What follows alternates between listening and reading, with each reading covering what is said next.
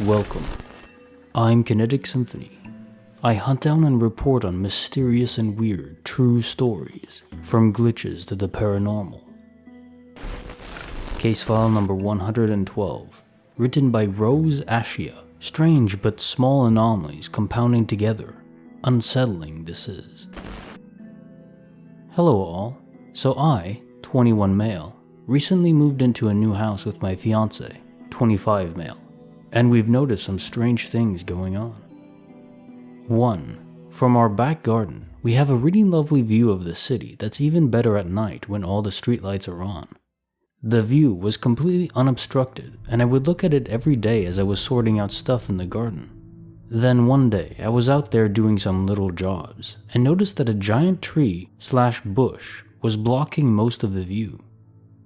I'd been out there the whole day previously, so I know none of the neighbors had it installed or anything. It just appeared out of nowhere. 2.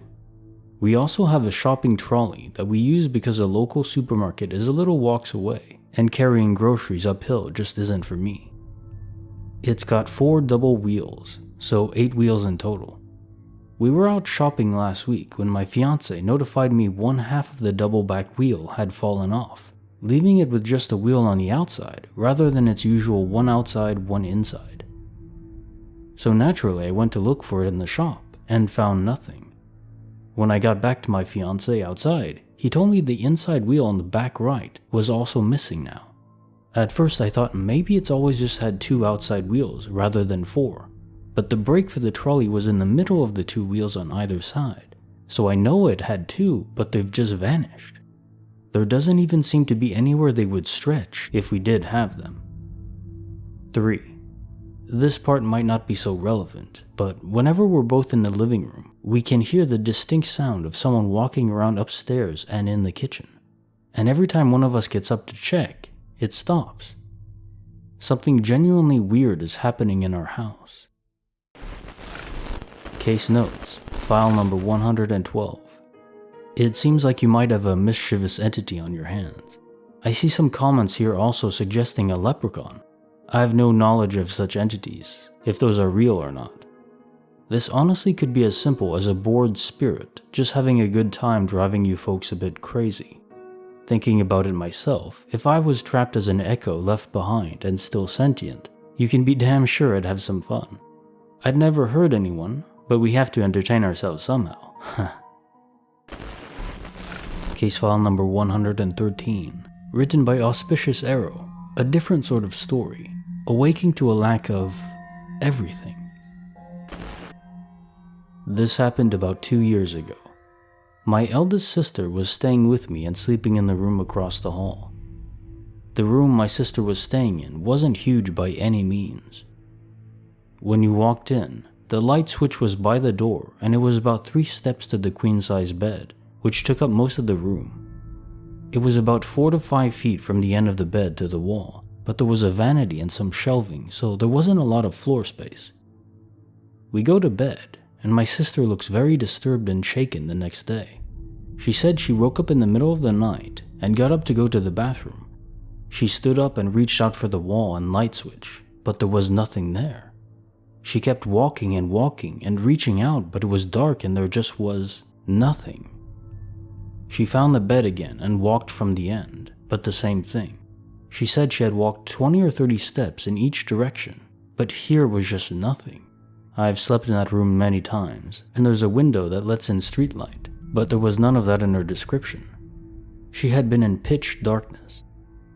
She sat on the bed for a bit, since it seemed to be the only thing there, freaked out in the dark. And when she tried again, she found the wall and light switch right away. She slept with the light on for the rest of the night. A follow-up post. A few months after posting this, I read a book about fairy folklore from Britain, Scotland, and Ireland, and something interesting caught my eye.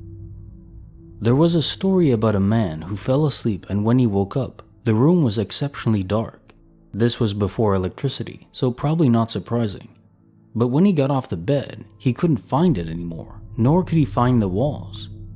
Like another person who commented on the last thread, he finally got out of it by screaming for his family. In another story in the book that was right after this story, in the book it was seen as the same phenomena, being pixie-led. A teenager was walking across a field not far from her house, and it just seemed to go on forever and ever.